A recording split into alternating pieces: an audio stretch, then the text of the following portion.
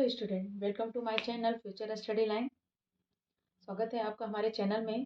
अगर आप हमारे चैनल से नहीं जुड़े हैं तो सबसे पहले हमारे चैनल से जुड़ जाइए। और आज के सेक्शन में हम देखेंगे आइलर्स थ्योरम, जो कि आपके अप्लाइड मैथमेटिक्स थर्ड का काफ़ी इम्पोर्टेंट चैप्टर है। आज इस सेक्शन में हम डिस्कशन करेंगे आइलर्स थ्योरम। आइए देखते हैं आइलर्स थ्योरम। आइलर्स थ्योरम क्या होता है? आइलर्स थ्योरम होता है कि if u equal to F function of X Y, यानी कोई भी एक्स वाई का फंक्शन अगर दिया हो, it is a homogeneous function in X and Y of the power n। कहने का मतलब है कि कोई भी हमें एक्स वाई का कोई फंक्शन दिया हो, वो क्या होना चाहिए? As a homogeneous. होमोजीनियस क्या होता है कि उनके जितने भी वो टर्म्स होते हैं, उन सब का जो डिग्रियां होती हैं वो क्या होती हैं? इक्वल होती हैं। तो उसे हम क्या, फंक्शन को क्या कहते हैं? होमोजीनियस। तो इसमें भी अगर आपके पास होमोजीनियस फंक्शन आ जाता है, यानी U X Y is a homogeneous, तो होमोजीनियस होने के लिए क्या करना पड़ता है? अगर हम उसमें से यक्स को बाहर निकालते हैं और पूरे फंक्शन को वाई बाई यक्स में कन्वर्ट कर लेते हैं, तो वो हमारा क्या कहलाता है? होमोजीनियस। तो होमोजीनियस फंक्शन पर आइलर्स थ्योरम का हमारा फॉर्मूला क्या हो जाता है? उसका कैलकुलेशन सीधे सीधे हो जाएगा, x del you upon del x plus Y del you upon del Y equal to N you. U is a function X Y का, और बाकी ये आपके रहेंगे ही रहेंगे। यन क्या होता है? Yarn is a degree of यक्स। जैसे ही हम यक्स को सबको बाहर निकालेंगे और पूरे फंक्शन को वाई बाई यक्स में कन्वर्ट कर लेंगे, तो वही जो यन हमारी डिग्री यक्स के पावर बचती है, वही यन को हम क्या करेंगे यहाँ पे? मल्टीप्लाई। आइलर्स थ्योरम के हिसाब से, जैसे as a example, if z equal to X square plus Y square by X Y. अब हम ये बता सकते हैं होमोजीनियस है कि नहीं। तो आप देखिए, अगर अपर की तरफ देखें तो सारे टर्म्स के जो डिग्रियां हैं वो इक्वल हैं, यानी अगर इसके एक्स स्क्वायर है तो इसके वाई टू है, यानी इसके पास भी दो है तो इसके पास भी दो है।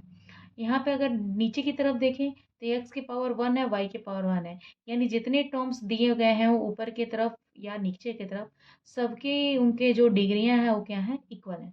तो then find the value of this. अब पूरे की वैल्यू पूछ रहा है, इसकी वैल्यू क्या होगी? तो सबसे पहले हम क्या करते हैं? z इक्वल टू क्या करेंगे? X square plus Y square by X plus Y. हम सबसे पहले x और y को y बाई एक्स में कन्वर्ट करते हैं। तो ऊपर से क्या करेंगे? एक्स स्क्वायर को कॉमन ले लेंगे तो हो जाएगा one plus Y by X का स्क्वायर, यानी y बाई एक्स में कन्वर्ट कर लिया। नीचे से क्या करेंगे? x को कॉमन लेंगे तो ये भी हो जाएगा one plus Y by X, यानी दिया गया फंक्शन जो दिया गया है फाई वाई बाई एक्स, हमने फंक्शन को वाई बाई एक्स में कन्वर्ट कर दिया। यहाँ से x कट गया, बचा क्या? x बच गया one plus Y by X के पावर स्क्वायर, और नीचे हमारा क्या बच गया? One plus Y by X. अब n के पावर यहाँ क्या बचा? वन। तो यहाँ पे n की वैल्यू क्या हो गई? वन हो गई।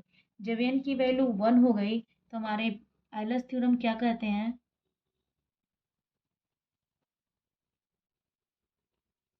कि X del upon del X किसके है? अगर यहाँ पे आपने जेड लिया है तो यहाँ भी आपका जेड ही होना चाहिए, ये जेड होगा। तो हमने यहाँ पे जेड लिख दिया, plus Y del upon del Y Z यहाँ भी हो गया। अब यहाँ पे अकॉर्डिंग टू फॉर्मूला जो आपका दिया गया है एन यू एन जेड, तो यहाँ से हम लिख सकते हैं x del Z upon del X, यहाँ लिख सकते हैं Y del Z upon del Y equal to N की जगह वन है जेड। यही आपका क्या हो जाएगा? आंसर हो जाएगा। अगर आपने होमोजीनियस से एन निकाल लिया है तो डायरेक्ट एन को हम क्या करेंगे? According to formula Euler's theorem में रख देंगे, वही हमारा क्या हो जाएगा? आइलर्स थ्योरम का फंक्शन।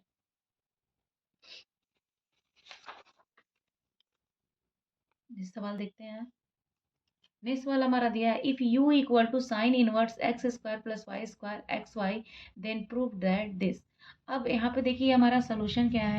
इस तरह के सवाल में हमें u इक्वल टू दिया गया है sine inverse X square plus Y square upon x plus Y. ठीक। तो हमें होमोजीनियस करने के लिए हमें u के बजाय एक्स वाई का ही फंक्शन है, लेकिन ये साइन इनवर्स है, तो साइन इनवर्स को हम सबसे पहले इधर लाएंगे, यानी आइलर्स थ्योरम यूज तभी होगा जब सिर्फ हमारे पास एक्स वाई हो, ना कि लॉगरिथम हो, इनवर्स ट्रिग्नोमेट्री हो, कुछ भी ना हो। तो इसको सबसे पहले हम किधर लाएंगे, साइन यू इक्वल टू कर देंगे और इसको X square plus Y square upon x plus Y करेंगे।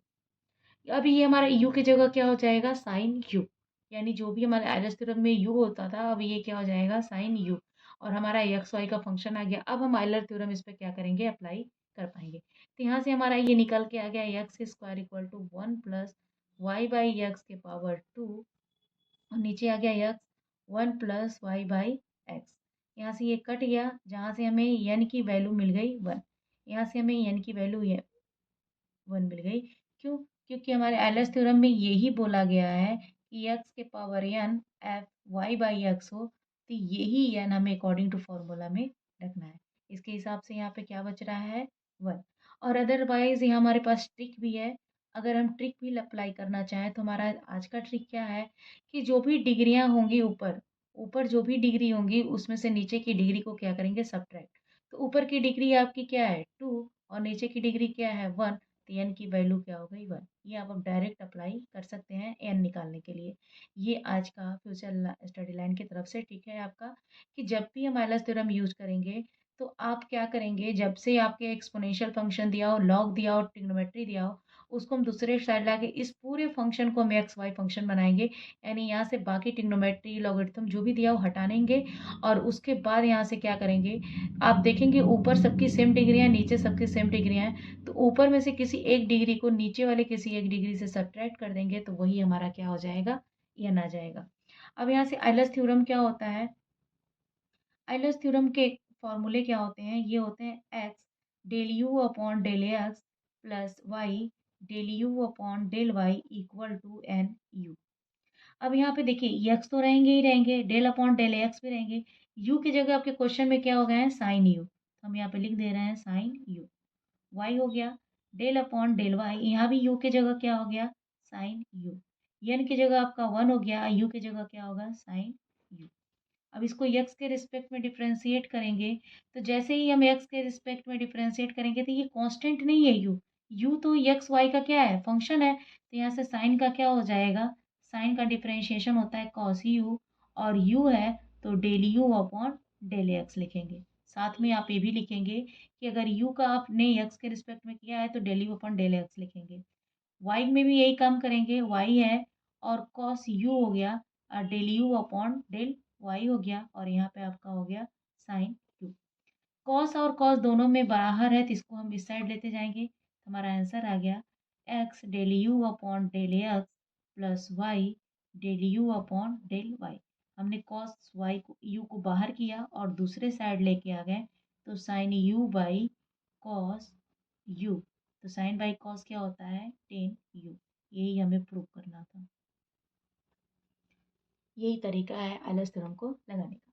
सेम नेक्स्ट क्वेश्चन में और देखिए आप इस तरह से लगा सकते हैं। अब यहाँ भी देखिए if u equal to tan inverse x cube plus y cube by x minus y then prove that this. तो यहाँ भी हमने यही काम किया हुआ है कि जैसे हमें यू दिया गया है यू टेन इनवर्स एक्स के पावर क्यूब प्लस वाई के power cube by x minus y, तो सबसे पहले टेन को क्या करेंगे, राइट साइड लाएंगे, यानी टेन यू जो भी राइट साइड में रहेगा उसको हमें सिर्फ एक्स वाई में रखना है, बाकी जो है उसको लेफ्ट साइड ला देंगे। तो यहाँ से हो जाएगा एक्स के पावर 3 प्लस वाई के power 3 by x minus one. Trick के हिसाब से यहाँ एन की वैल्यू क्या निकाल सकते हैं, 3 - 1, क्योंकि ऊपर की डिग्री यहाँ 3 है, नीचे की डिग्री यहाँ 1 है, तो 3 - 2 यानी एन की वैल्यू क्या निकल गई, 2। आप डायरेक्ट ये लिख सकते हैं एज ए ट्रिक। ठीक है, अब आयलर्स थ्योरम यूज़ करते हैं। आयलर्स थ्योरम जैसे ही आप यूज़ करेंगे तो आपका फार्मूला क्या हो जाएगा, x del you upon del x y del you upon del Y equal to N you. U की जगह क्या है, टेन यू, तो लिख लेते हैं x del tan u upon del x plus Y del upon del y tan u. N की जगह पे आपने 2 रखा है, यू की जगह पे आपने टेन यू रखा है। अब एक्स के रिस्पेक्ट में टेन यू का करेंगे तो टेन का क्या हो जाता है, sec square u del you upon del x plus y sec square u del you upon del Y equal to 2 tan u. Sec square x को हम इधर लेके आएंगे, हमारा यहाँ हो जाएगा x del you upon del x y del you upon del Y equal to हो जाएगा 2 tan u upon sec square u. ये कैलकुलेट करेंगे तो हो जाएगा आपका साइन यू कॉस यू, यानी यहाँ से हो जाएगा आपका साइन 2u। यही आपको प्रूव करना था। तो इस तरीके से आप क्या कर सकते हैं, आइलर्स थ्योरम का प्रयोग कर सकते हैं। आइलर्स थ्योरम में सबसे पहले आपको यही ध्यान देना है कि राइट साइड दिया गया फंक्शन सिर्फ एक्स वाई का होना चाहिए, अदरवाइज जो भी होगा उसे हम क्या करेंगे, बाहर की तरफ लिख लेंगे।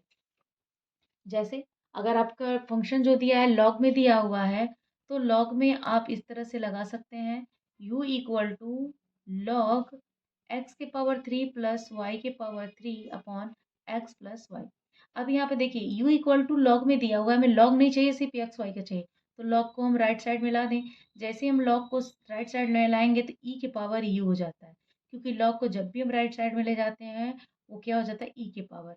तो ये हो जाएगा एक्स के पावर 3 वाई के पावर 3 एक्स प्लस वाई, यानी यहाँ से n की वैल्यू क्या निकालेंगे, 3 माइनस 1 इक्वल टू 2। अब आइलर्स थ्योरम यूज कर लें, तो आइलर्स थ्योरम जैसे ही यूज करेंगे तो ये हमारा हो जाएगा x डेल ई के power u upon del x y e del you upon del Y equal to n आपका 2 दिया है e के पावर u। कैलकुलेट कर लें तो ये एक्स ई के पावर यू का ई के पावर यू होता है, तो ये हो गया del you upon del x y del u u upon del Y equal to 2 e के पावर यू। ई के पावर यू इधर है तो यहाँ पे आप बाहर कर दिए, x del you upon del x plus Y del you upon del Y equal to 2 e के पावर यू। ये दोनों कट गया, बचा क्या, del upon del you upon del x plus Y del you upon del Y equal to 2। Proof हो गया ये। इसी तरह आपका नेक्स्ट क्वेश्चन है, ये आप मुझे करके कमेंट बॉक्स में आंसर जरूर दीजिएगा और बताइएगा कि आज का आपका सेक्शन कैसा लगा। Thank you so much.